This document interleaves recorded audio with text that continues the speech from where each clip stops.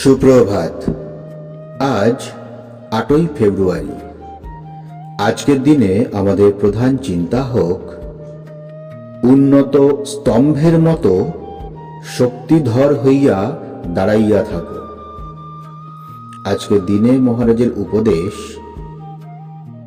যখন বাহিরের সব কিছু সমভাবে চলে তখন আমরা সহজেই সমভাবাপন্ন হইয়া থাকিতে পারি, কিন্তু যখন দুঃখ বিপদ সামনে আসিয়া দাঁড়ায় তখন যদি আমরা বীরের মতো অবিচলিতভাবে নিজের কাজ করিয়া যাই তবেই আমরা জয়যুক্ত হই। এক বিপদের হাত হইতে উদ্ধার লাভের জন্য আরেক বিপদের মধ্যে ঝাঁপাইয়া পড়িলে তো চলিবে না। উপায়ের পথ এই, আমরা শ্রী ভগবানের শরণাপন্ন হইব এবং তাহার কাছেই পথ নির্দেশ ও সাহায্যের জন্য প্রার্থনা করিব।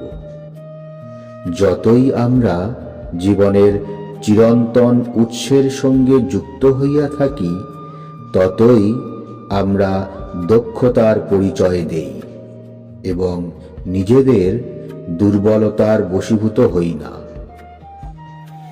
আজকের দিনে আমরা প্রার্থনা করতে পারি, হে অনন্ত, তোমার কৃপা হস্তে তুমি আমাকে ধরো, যেন আমি সুখে দুঃখে জয় পরাজয়ে কাতর না হই, যেন আমি আনন্দে বা হতাশায় বিরূপ বা বিচলিত না হই।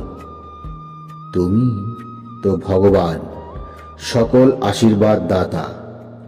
আমি এই আশীর্বাদ চাই যে আমাকে তুমি শান্ত চিত্তে ও শান্তিতে থাকিতে দাও। প্রণাম। জয়তু শ্রীরামকৃষ্ণ।